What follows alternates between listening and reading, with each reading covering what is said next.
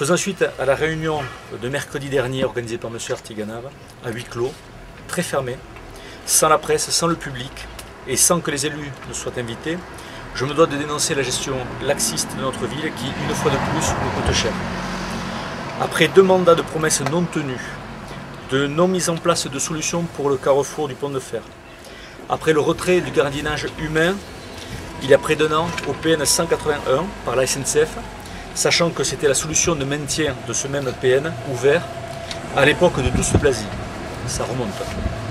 Plus que jamais, l'épée de Damoclès planait sur la tête des Lourdaises et des Lourdais. Malgré cela, pas de planification, de solutions concrètes, pas d'anticipation, place à l'inaction. Aujourd'hui, notre maire ne se sent aucunement responsable. À son habitude, il joue la carte de la victimisation.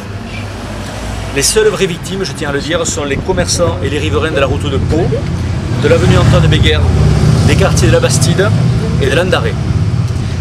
Lors de sa réunion particulièrement cloisonnée et opaque, le premier magistrat a clairement expliqué que la fermeture du PN 181 était définitive et qu'il ne reviendrait pas sur la décision du préfet en aucune manière que ce soit.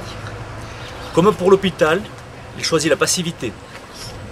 Il baisse les bras, jette les armes, il sonne le glas des commerçants de la route de Pau. Il abandonne les Lourdais.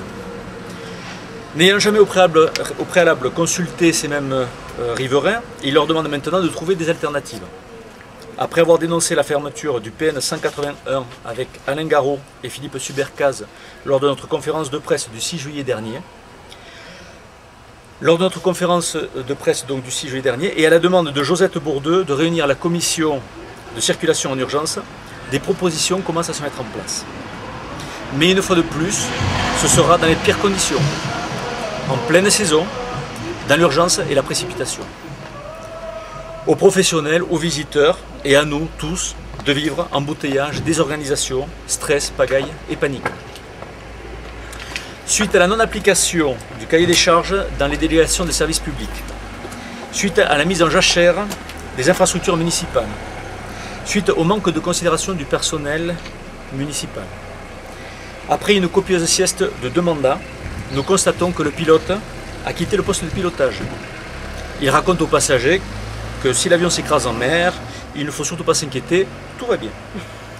Il ne sert à rien de redresser les commandes, il explique, enfilez simplement un gilet de sauvetage, je vous sauverai. Merci.